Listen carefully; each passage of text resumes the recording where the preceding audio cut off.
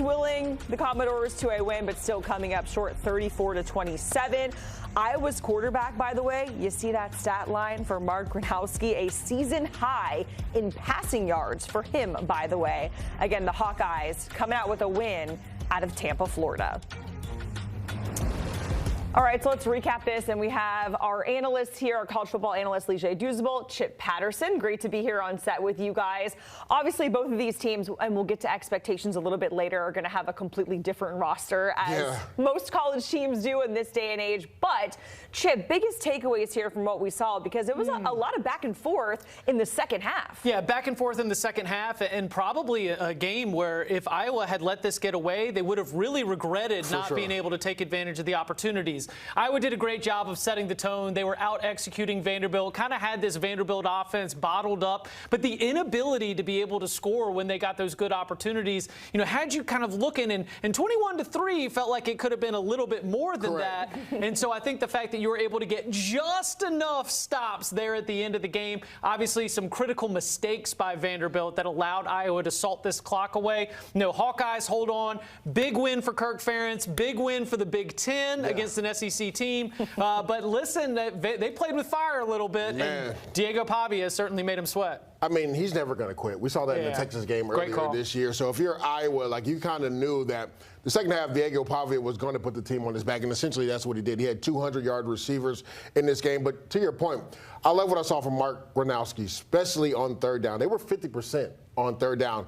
Adversely, when you look at what Vanderbilt did, right? 2 of 9 on third down. To me, tell the game. And then you talked about the miscues, the special team miscue that allowed Iowa to have the ball on the 10-yard line and then they punching in to extend the lead. So to me, it was the miscues. And then they were abysmal on third down. That's where Vanderbilt lost this game.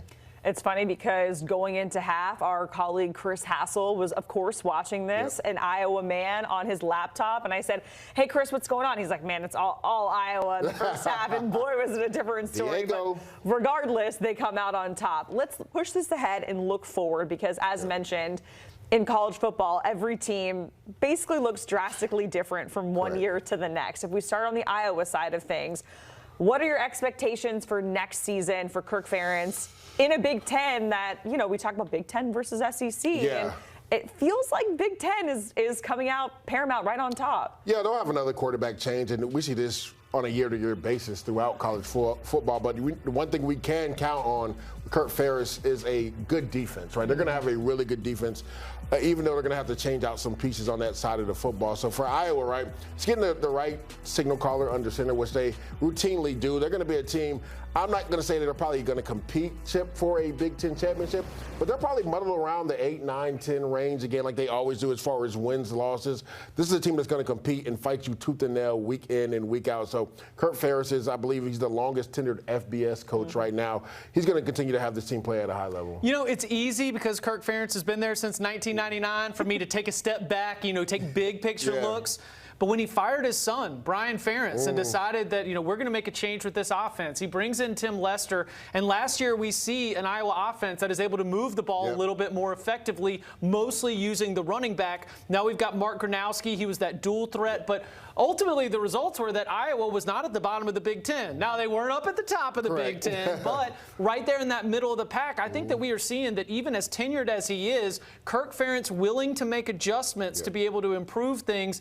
It's just not an Iowa team right now that is going to be able to win every single game 13-10. You're going to have to be able to score some more points, certainly going up against someone like Diego Pavia and Vanderbilt. And so for them to be able to get up into the 30s, I think is sort of a big picture reflection of what we've seen from Iowa this season and last season, real offensive improvement. So you can teach an old dog new tricks. And you know what? It's really a unique situation where we have a coach, of course, being there from 99 and being able to look all the way to 2025 and see the big picture stuff, right?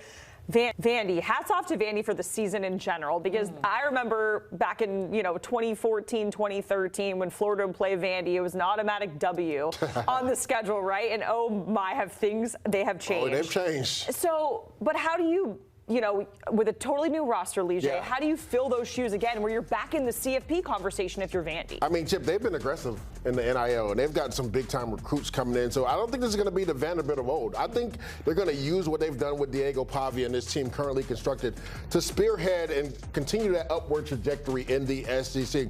Now, I'm not going to say they get 10 wins, right, because the SEC is very competitive. But this is a team, like you said, Jacqueline, it's not going to be like, oh, Vanderbilt's on our schedule. This is an easy win. No, that's not going to be the case going forward because they have put a lot of money into their NIL. Jacqueline, let's flash back to you in 2013, 2014. I want you to tell yourself something else, because here is a true statement.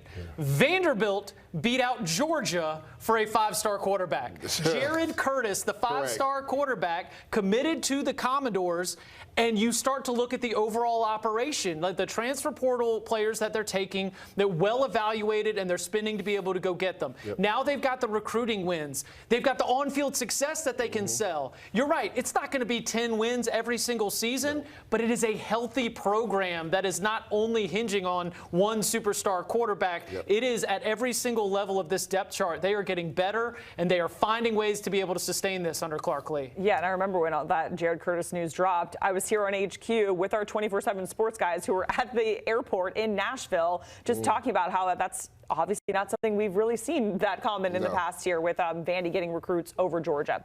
Chip, Lige, we certainly appreciate it. Same start time for this thing, but we might not see the sunset because of the rain in the forecast.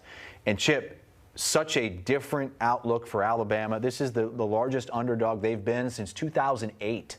I think that for Alabama, you have to take into consideration two things in terms of the start of this game. Number one, Indiana being without one of its best pass rushers in Stephen Daly. Suffered a freak injury during the celebration of the Big Ten championship. He leads the team in tackles for loss.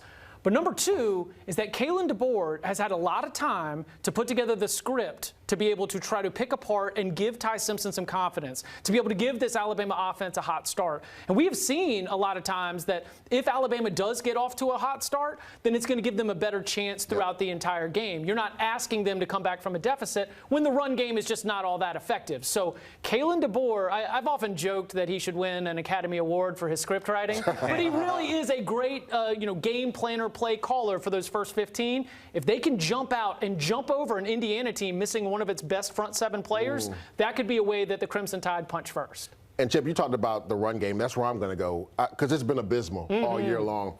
Can they have some semblance of a run game? Because just some semblance of it. Because you take some pressure off Ty Simpson. You don't want to just drop him back 30 to 40 times a game and expect him to be Mr. Superman, right? Jam Miller, Daniel Hill, Ty Simpson. Get Ty Simpson involved. He's an athlete. Get him involved. He's very mobile. And sometimes when it's not there, Ty, use your mobility to scramble and get first downs. My thing is, if you allow Indiana to make you one-dimensional, it's going to be a long day for you because they're plus 17 in the turnover margin. If they can just pin their ears back and get after you and send exotic blitzes, it's going to be a long day for Ty Simpson. So they have to do a good job of minimizing the pressure on him by having some semblance of a run game. And I know that's a tall task to ask, Chip, because they haven't done it all year long. But today would be a great day to do it. It's suck less at running the ball. Like, truly, I'm not asking for like these crazy numbers. Like, we have this as a 1-point game, and I look why. It's because we have Ty Simpson with the passing edge in the air. But if you can just add, instead of being -45 on the ground to just -20 on the ground, like some type of pulse to help out Ty Simpson the way you were mentioning it, Lige, that opens up this offense tremendously. So I do think at their ceiling, with Ty Simpson playing his best football, again, we talk about that SEC championship, I take off my Georgia fan hat, and I do say they did have a lot of injuries that should be healthier now. We could see a way better version of this team, but if you're Alabama, this is probably the best situation you can be in if you're going to play a top 4 seed, because this is an Indiana defense that can allow explosive plays, and Alabama is everything of an explosive offense at their peak. Yeah, at least through the air, because on the ground, as you mentioned,